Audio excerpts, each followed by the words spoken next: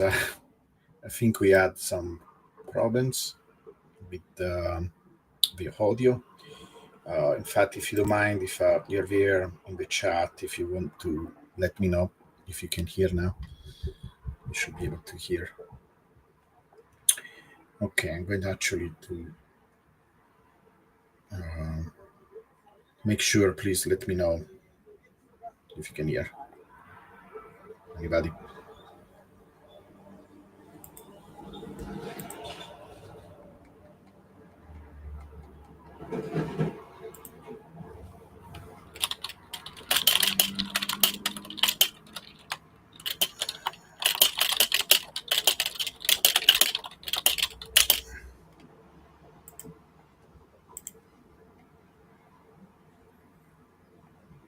Okay.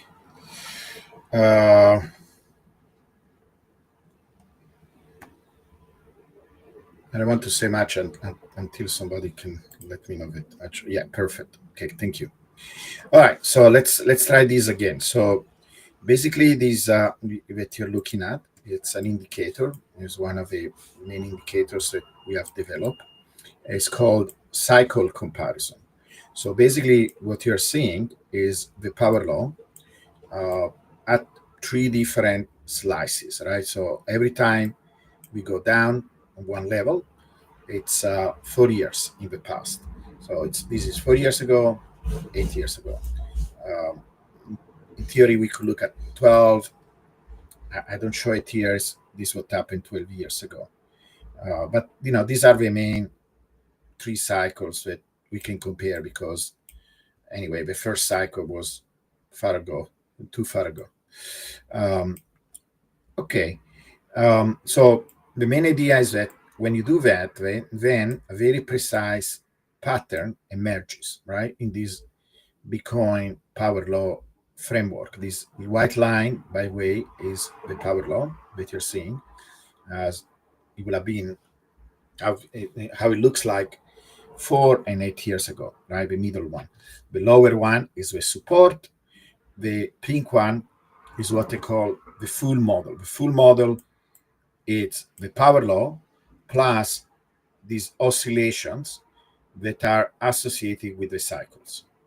And the model is trying both to indicate where the peaks are happening at these periodic intervals of 4 years, and then also is trying to show the bottom, where the bottom is supposed to be. And it's just a mathematical formula. It's just one single formula that you write down. And it's amazing that Bitcoin can be described with a simple formula, like this. So this is the beauty. And the beauty of having a formula relatively to anything else is that you can project it in time, because then you can make future times and you can show how this formula is going to look in the future. And the philosophy behind this, right, is that there is very precise pattern in how these cycles behave. And the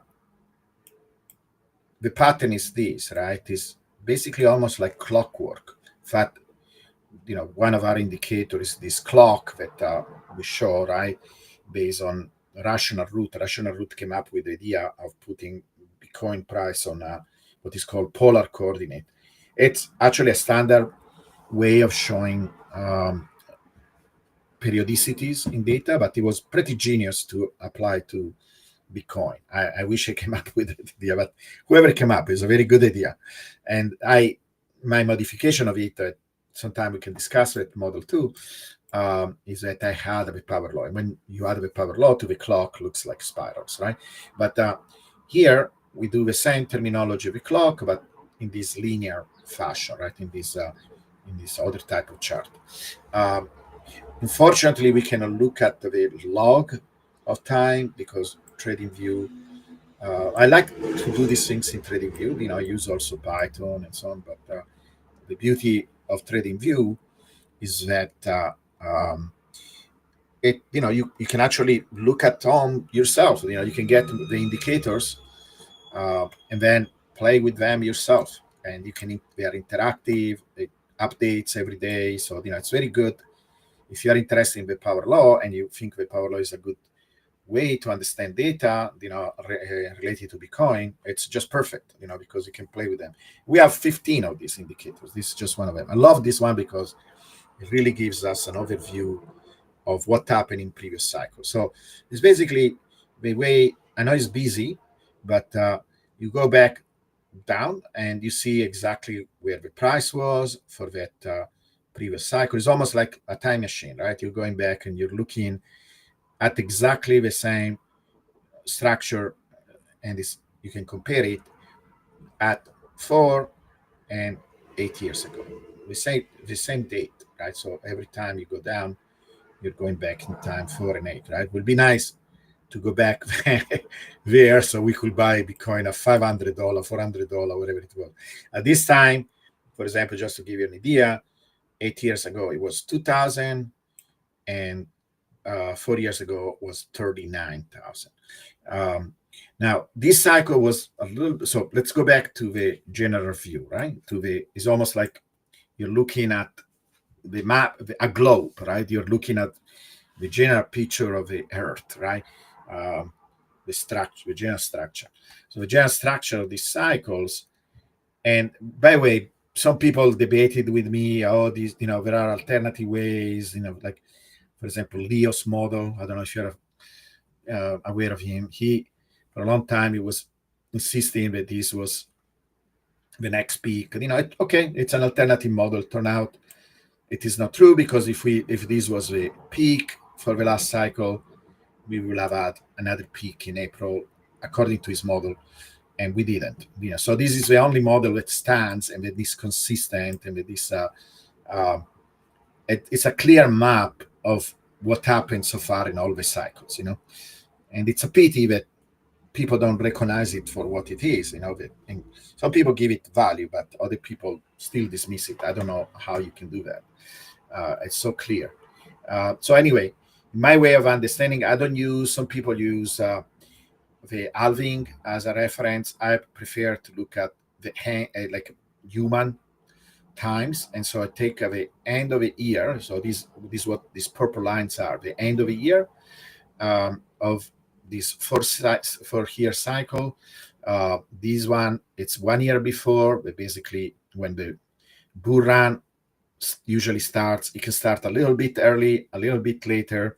So I'm using again the end of the year, 1 year before, and then 1 year further in time. And that is usually when the bear market ends. Now, and it's also, there is some variability. It can be a little bit early, a little bit later, but it's a good point of reference. So I like to demark this. Now, this lower panel shows the deviations that are also normalized. Basically, the heights here are so different from each other that will not be a good comparison. So because there is actually a mathematical formula also for how they change in time, I apply that equation, and then all the heights look the same when you subtract them from the power law, once you correct for this decay.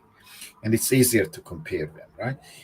And here you see similar colors. So this red one is this one, 8 years ago. The yellow one is this one, and then white one, well, up to here is the previous cycle, and then after the previous cycle ended, it's actually the current cycle. Maybe I should use a different color from these, right? This is the current cycle, because again, in my understanding, the cycle, basically I'm making the cycle a hand here at the top of the cycle. So from here and there is a new cycle. And I use this clock terminology where 9 is the beginning of a bull, 12 is the top of a cycle, 3 is the bottom of a cycle, and so on, right? 6 is kind of in the middle here. It's basically just like 1 year. We spend 1 year from the bottom. We're following the power law, because I made a, here there is like a little mistake in this chart. This should end here, right? This blue region. I will fix it. Today for the people who use the indicator. And then the red area should go from here to there. And then green from here to here, because that is the power law path. And then it should be again blue. okay, because this where the new bull run started. So it's very, very clear, nice, beautiful, clean picture of the cycles. Now, I don't think anybody else has this understanding, this clear, consistent, you know, framework, because once you put it in the power law and you describe it in this way, then it's very, very consistent. Now, does it mean that we will have a very consistent cycle this time? Well, many people dismiss it and say, oh, the cycle is dead. We don't have a cycle anymore. But I think it was a premature death, right? People claimed this death, and it's premature. I don't think we have the evidence for that to say that the cycle is dead. We had some anomaly that made it look like the cycle maybe was not there anymore. But right now it looks like we are back to some cycle behavior that is very similar to the previous ones. And we can discuss this in a second. So all the peaks seems to happen more or less at the end of the year. The past year, this was a double top that we had, but notice how Bitcoin really wanted to have a second top where usually it has one. And this could have created by the stimulus, the COVID, and this is why we had an early top. So it was more like an anomaly. But notice something like that happened in 2017. It's just that we usually don't consider this like a double top because it was much lower, than the top we had later. But it's interesting that we still had like relatively strong local top, more or less at the same time. Now, all the people that claim that this picture was not correct because maybe this was the real peak. Well, if that was correct, we should have seen a peak in April, and we didn't. So this stands as the best way of understanding these regularities in Bitcoin behavior. And yes, it's only 3 data points because that is the other criticism. Oh, it's only 3 bubbles, but these are all what we have.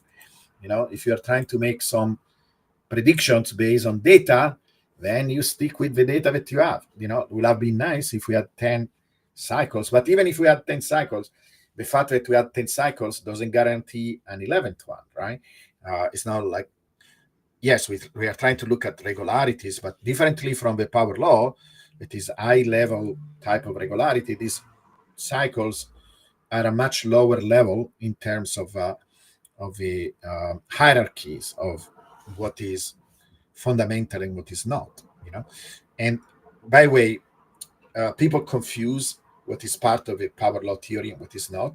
The cycles, if you read my article, I wrote an entire article explaining what the theory says. It's a corollary. So the cycles are a corollary. That means it's a side thing.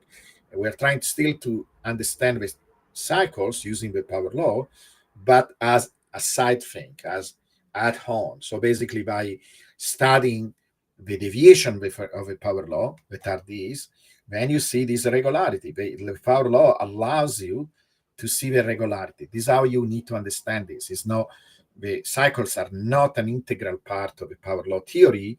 They are, we can use the power law theory to make sense of the cycles, okay? But they are a much lower level in terms of what is fundamental and what is not fundamental. The power law behavior is fundamental. The cycle comes at a lower level. But you still see this irregularity because, like I say, here I made a slight mistake where this blue area should start here and end here. And notice, if you subtract the power law, you see a very precise behavior. All these cycles started to go up, reach a peak around this purple line, and then we'd go down for about, and again, these red areas should start here and end here. I will fix this today. And then the green area starts. What is a green area? Green area is when we follow the power law to a dot, right? We are following the power law behavior in average. We call this the core power law behavior. It lasts about 2 years. You can see here, maybe it's not completely clear if you look at every single cycle by itself, but when you average it, look at this, it's flat. That means this there are no deviations in average from the power law. But in average, we follow the power law. And then notice what happened just a little bit before this purple line. Again, this should be color blue. It's when the cycle starts again, when the bull run starts again, and we deviate from that. We start to go up. Notice this, where this is the beginning of a bull run again. We leave a power low, we start to go up, up, up, up, and then we peak again, right? This is repeating basically because this is kind of circular, right? We end there, but in theory, it's like we were here, right? And we are supposed to reach a peak. It's a very neat, consistent picture of a cycle. But once you're getting used and you understand it, I know it sounds a busy um, picture, it's completely consistent. And it really is like you have a map of what is going on in the cycle. It's the most consistent picture we see. Now, this is also allows you to compare what happened in all the different cycles. Evidently, every cycle has its own personality, right? You can see they kind of do different things, but in general, the pattern is the same, right? Even here, where we had an early peak, okay, we had an early peak. This is why now we're having a correction, but then we still peaked here where we were supposed to peak. We had a second peak here. This one was more of like a textbook example. We follow almost to a dot with power law. Then we left it, and then we started to go up. So actually, if anything, this cycle is kind of a mix between these two, right? Um, Mostly because I think the ETFs push the price up. We reach the power low. We didn't like it because it's not supposed to be all that far away from kind of a middle. It's okay if it stays in the middle, this like it kind of in this green area, but it went a little bit above. This is similar to what happened here, where we actually went above the power law and we had a correction. We had even a stronger correction. This was COVID, but COVID kind of resetted everything, right? We didn't have that level of correction here. We did have a correction, but we didn't reach the support level where we are supposed to be in theory. And we did have the bull market, right? It happened a little bit before the end of the year. I called it. I say, oh, this when we are supposed to be in the bull market. I even got $300 from the end of the year. I was off by $300. I made a prediction many months before, but then, you know, I was also saying all the time, we don't have liquidity. We don't have liquidity. We don't have liquidity. I didn't. Tomorrow maybe we can do another update and we can show you other indicators. I want to keep this relatively short. I didn't yet subscribe to this idea that there is a delay between the power law and between the price and the global liquidity. But now, yes, I think that it's a real thing. If we look at that, it will have been clear that we were going to have a correction. But I was still saying, look, the price is going up, the liquidity is going down.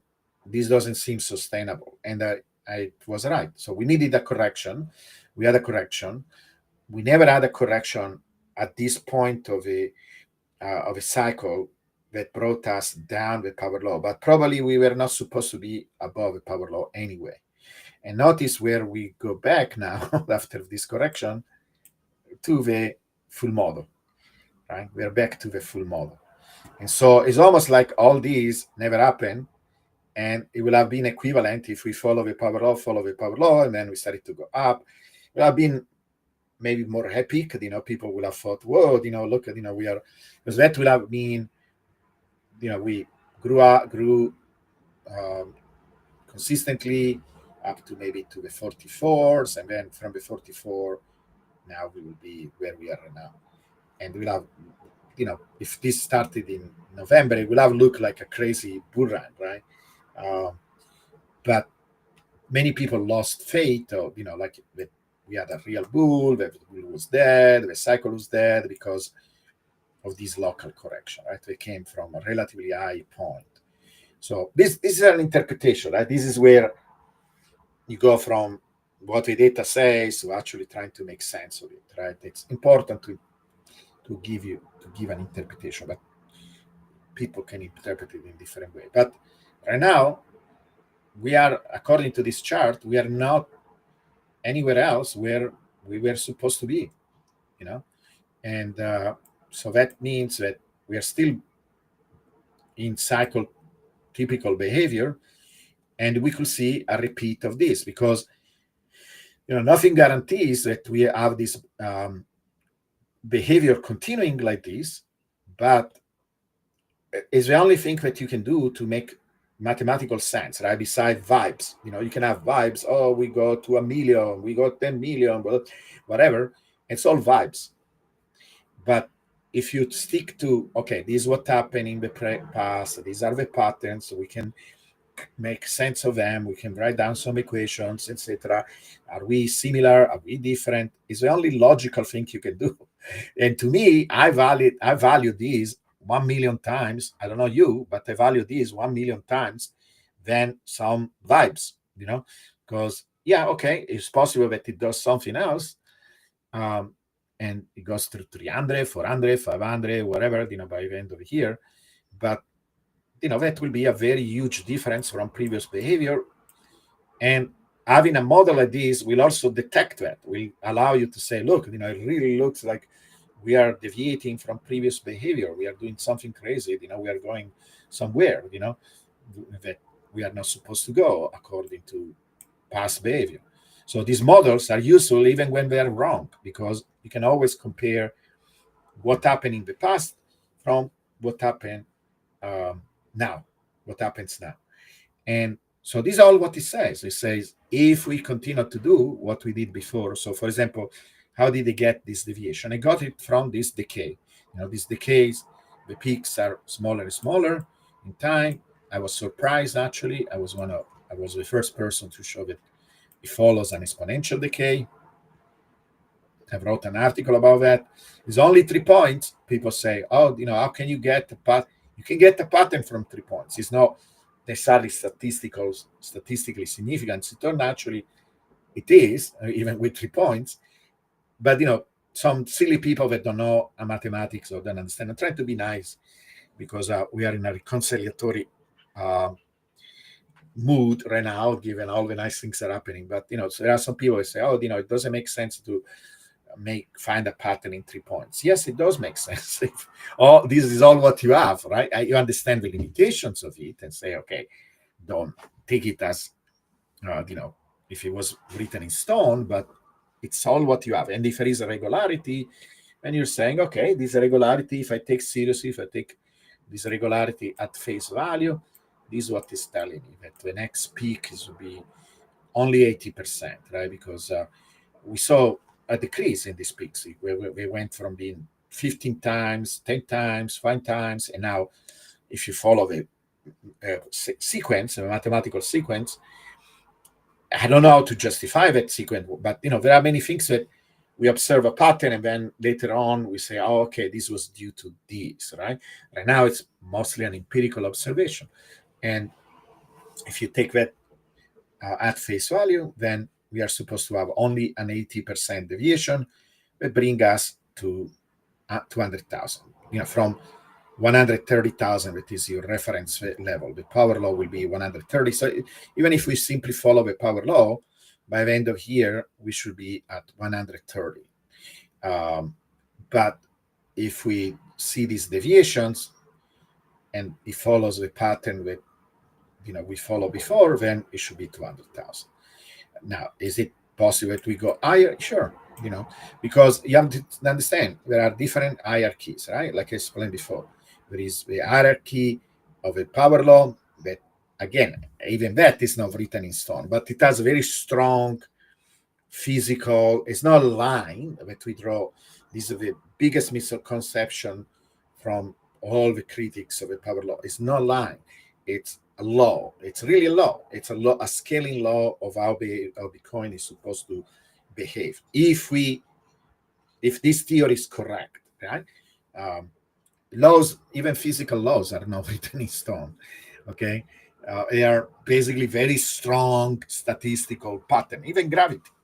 It's so far we never saw an object been dropped and it's supposed to go up, but statistically it could go up. There is small little probability, but there is nothing 100% in science, nothing.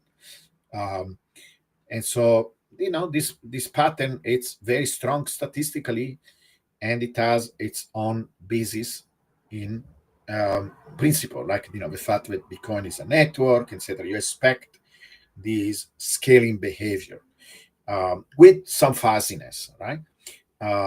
But the other things, like the deviations from the trend, that one, I would say, after the power law, at a very, so if power law is 10, then at 6, in terms of how likely it is that it will continue to happen, is the cyclic nature, the fact that we see peaks at very precise timing places in time.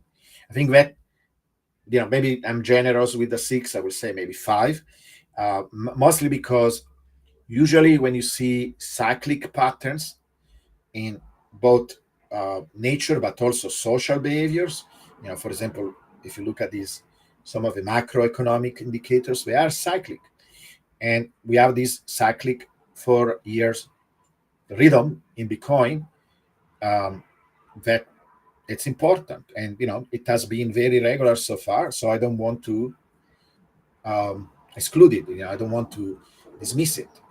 So far, until we have evidence that this cyclic nature is gone, that can happen, right? Because it's not the same level of, let's say, statistical and physical meaning.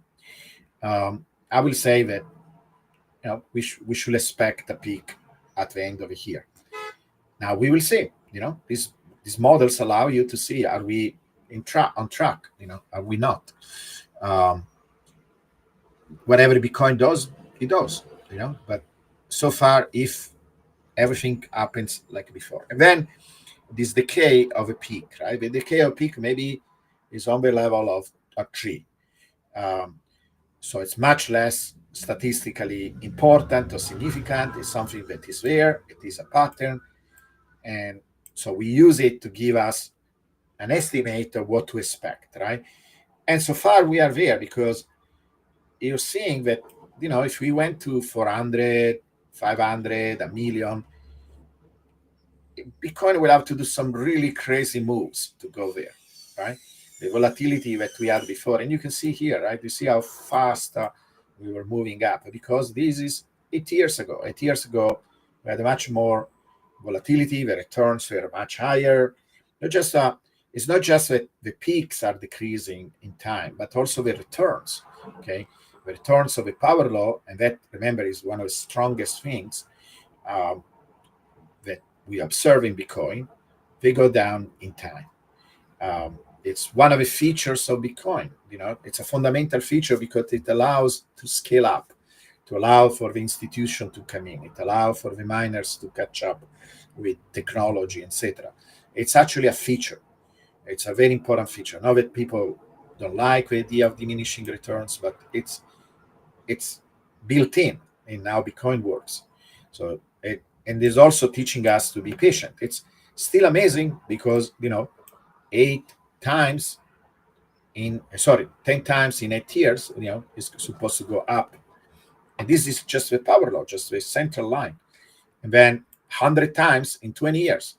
That is crazy, for such incredible, stable, and Bitcoin is not a stable asset, and it's not going anywhere. It's very safe asset, maybe the safest asset we have. The fact that it has still 100 pair in it, it's incredible. So anyway, hopefully this allows you to have some little clarity in where we are going, and we can continue to monitor, right? Now the part maybe that people also don't like is this huge correction, right? Because I see some people saying, oh, maybe we have a bubble and then we have a correction, but we don't have anymore this 70-80% correction. I think actually that is also a feature of Bitcoin. Now we will see. It's not a question of who is right, who is not right. I'm saying this is what Bitcoin has done so far. And I am a scholar of Bitcoin. I want to understand Bitcoin. I don't want to impose my expectation on Bitcoin. I'm saying this is what Bitcoin has done. So I take it seriously, right? Until Bitcoin shows something different is happening. But right now, there is no reason to say that. And again, it's a feature because if you know how to use this volatility and you know what you're doing, maybe you have some level of conviction that will be a retracement, but you don't need that. You can, for example, open put position. It's a kind of like an insurance policy. You can buy some puts, and then that will help you to make money if we have a huge big correction that will kind of offset some of the loss, because it is a loss, right? If you go from Bitcoin being 200K to go back to the 70K, because this is what we are projecting after 1 year, we're going back to the 70s, 75, something like that, uh, within 1 year from the peak, like we did before. If you have some other tool that compensate for that loss, now you can buy more Bitcoin, right? You can sell the put and buy Bitcoin. You don't have necessarily to sell Bitcoin. We could do partially that. You could rebalance your portfolio. Some people feel very uncomfortable with it, but there are today we have many more tools. You can do a lot of things. We have a bot that we are running, and the bot loves this kind of volatility because it's almost like recharging the battery, right? You're taking all this liquidity that is going to be there if we have a huge big correction, and that is what allows you to go further. What allows you to fuel further growth. But this allows you to understand what is happening at any moment. We have 15 of these indicators. This is why we don't want to rely only on one indicator, and we can discuss the other ones in the next few days. Okay. So I wanted just to show you where we are in comparison with the cycle, and the fact that the people that dismiss the cycle, they did it too early. So we will see what happens next. But so far, we are back in business in terms of regularity of cycles. All right, I'm going to see if there is a couple of questions. Uh, okay, so there is this question. So according to the power law, what is possible as price? Okay, so this is what they say. And it's not the right way of saying, I know that it's easier to say like that according to the power law. The power law is a white line. It says, okay, comes December, we are 130. What tells you about the peak is when you do this graph of showing the deviations around the peaks from the pattern, right, from the power law pattern, then you see these irregularities. And you say, okay, should I take these irregularities seriously? And you see a couple of things. Right? One regularity is that the peaks happen all at the same time. And the other one, that these peaks are decreasing in time. The deviations are becoming smaller, smaller, smaller. So it's not really the power law per se, is that we use the power law as a framework to make sense of this deviation. Does it make sense? And then you say, look, I'm not going to take 100% as gold as Bitcoin, if it was written in stone. But let's say that it does happen like that. Let's say that we continue to see this decay of the peaks. Then what that predicts, okay? And it doesn't mean that 100% we will see this deviation as predicted. It's just a reference, right? It's a reference point. And then you can say, okay, kind of in a center sense, it maybe is worst case scenario, because this decay is pretty strong. So it's reasonable to expect 80%. So this time we are supposed to go 80% above the power law. And that, if you do the math, is about 200,000. So that is the calculation. But I want to make sure that people understand, because I know that they say, according to the power law, what is the I know it's easy to say it like that, but it's important to distinguish what the power law says and what the power law tell us about the deviations at two different levels. So in that case, 200K. And then, so if everything happens exactly like it happened before, we reach 200K. It could be November, it could be maybe even December, maybe all these tariffs kind of slow down things a little bit. I don't know. Right now, you can see it following that curve, right? That full model curve. So if it continues to go there, 200K, and then we have a correction all the way down to 75, and it will take about 2 years. Sorry, 1 year. Um, and these deviations from these are when we go down, it's really cool. I don't remember if I discussed this when I didn't have audio. You see how all these lines are parallel? These lines, like I kind of connect the top and the bottom, right? This usually means actually when you follow a straight line in a graph like this, where unfortunately TradingView doesn't have a log of time, but it has a log of a y-axis. In a chart like this, where you take the log of a y-axis and x is linear, a straight line is an exponential. And so it goes down almost like an exponential, very fast. But notice how these are parallel. So it's a very similar rate. It's about 0.22% per day. So we are supposed to go down 0.2% a day for a year in average, and that will bring us to 75K. If that happens, again, if you see that happening again. Let me see the other question. Yeah. I have actually, I can show you. I wanted to reserve it because I want to keep these relatively short, and we can see it. But I can give you a preview because I actually have if I can find it. Okay, just give me a second. If I don't find it in a second, we can dedicate that analysis tomorrow. But I have a model where I actually did a one step more than. So for some time, I had a model of liquidity, but it didn't include the shift. I didn't believe in the shift. It takes time to understand things. This is what I do. I explore. I try to understand. And so in that, I added this model. Okay, I found it. I had a model of liquidity. I even wrote an entire article about that. I'm going to stop sharing these. See if I can find. Let me share it again. Okay, this one. Okay, so here what you're saying here, it's a model. So this is my new version. I wrote an entire article about the relationship between global liquidity and the price. And I found, if you look at the entire history, it's a complicated history. There is a clear relationship, but it's not simple. Now, if you focus on the last 10 years, you can simplify it with a power law.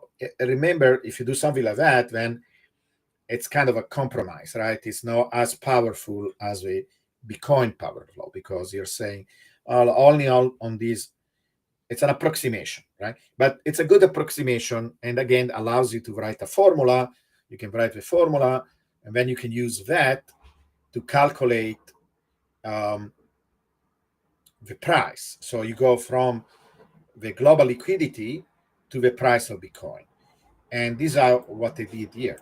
So in this model, what you're seeing, the purple line here, is actually a price calculated on this relationship between the global liquidity and the price.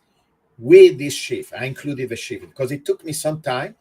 I was skeptical about the shift. So basically, people say whatever global liquidity does, Bitcoin is affected by it and that there is some debate. Is it 70 day? Is it 100 day? There is no one single date because it's a rough, interaction. It's not one to one, right? So anybody that tells you, oh, this is every small little twist of a global liquidity is going to appear in the price, it's ridiculous. It's not like that. It's about 70%. Every time the global liquidity goes up, uh, 70% of the time the price follows. It's a statistical thing, but pretty good. And then I choose 85 days because that gives me the strongest predictive value. So if I take that, I use that shift of 85, I get this. I get the, and then I transform it instead of just showing like the majority of people show just global liquidity. And then it's difficult because it's a kind of a little bit misleading because they superimpose it. And then you think, oh, I can read the price out of that, but it's not, because it's one shows dollars and the other, Bitcoin price, and the other one shows total amount of money in global liquidity. They are not the same thing. But here I convert it into a possible price according to the existing relationship between the two. Again, I will not take these 100% at face value because it's a rough approximation. But if you take it seriously, we still have, because we are looking basically almost 3 months ahead. In the next 3 months, we are supposed to go at 133. It's kind of flattening a little bit out, right? But it could continue to go up, right? Maybe we have even more liquidity. Right now, this is kind of a pause, but at least we have other 3 months to go up, and that will bring us all the way to 133. Now, do we see even more? We will need even more liquidity to go all the way to the expected 200, right? 200 is all the way here, okay? And now the people will say, oh, can we go to 444K? No. I mean, yeah, everything is possible in life, everything, right? But 400,000 is over there. It's over there, okay? It's over there. And in particular, if you're, I mean, one day we will be at $400,000, right? And that bullshit of it's bullshit. 444K, guys. The guy got it right once, okay? I got it within $300 at the end of the year. Come on, wake up. There is no magic, Bitcoin is rationality, math, physics. Why do we go back to Middle Ages understanding of things? He was lucky. It was fun. He got a good understanding. Josh got a good understanding that we had a correction. But if you look at the global liquidity, he could have predicted that we were going to have a correction. I was lamenting about the lack of liquidity. I didn't have a piece of a puzzle yet. Now I have it. You could have predicted 3 months ahead that we were going to have a correction, And okay, he got it right that we had a correction, but the superstition of believing that we are going to have 444K, it's ridiculous. Shake up from that. If you believe on that, really shake it up. I mean, it's fun up to a point, right? Because sometimes you want to have memes and funny things, etc. But don't take it as a serious thing because it's not realistic, first of all, and then it's based on bullshit. I mean, at least you see the difference between what I'm doing and what somebody like that does. He talks to the aliens. I'm talking to Bitcoin. I'm looking at Bitcoin. I'm looking at exactly what Bitcoin has done before. We are trying to make sense of it. We are using math. We are using logic. That is a huge, big difference. And then it's up to you. Do you want to believe in fairies? Do you want to believe in aliens? Whatever, believe in whatever you want. But I believe in the regularity and beauty of Bitcoin is what I believe. And then, your interpretation and your understanding could be wrong or could be off, or you don't have all the components, but it's the best we can do, as human beings. We are trying to understand math. We're trying to understand Bitcoin because it shows all these beautiful regularities, and we are trying to make sense of it. That is the approach. So, but yeah, 404K, it's out of the question right now. I think, it's very, nothing is out of the question. I mean, we could really have aliens invading the day after tomorrow, but how likely it is, right? Very unlikely. So same thing with this. It's very unlikely that we reach 444, in particular by the end of the year. Okay. Um, yeah. All right. Yeah. So I'm using 85 days. Yeah. I'm using. Um, okay. So you let me see your question. With the 3 months lag, the price is going to at least 80K. This, but M2 is keep going up. So BTC is following it. It's a good indicator. Yes. Yeah. And you see, that is the beauty that of seeing convergence in different indicators. So that is one of, again, one of the rational things instead of using prophecies that we can use. There are several indicators right now that are all converging to this kind of close to 200K by the end of the year. And that is, again, it's not guaranteed of anything, but it gives us very strong confidence that we're kind of going that direction. So, yeah, let's keep monitoring. I will try to do this kind of live updates on a regular basis. I think it's better than just posting. I want to keep them short. So let's look at one indicator at a time, or maybe a couple, and I will do them in a more regular fashion. Okay, you can find them if you lose them, you don't see them live. I have also a YouTube channel. You can go to my YouTube and check them there. Will be recorded there too. All right, guys. Unless there are other questions, I'm going to close here. And sorry for the mishap before, but you couldn't hear me. All right. Thank you, guys.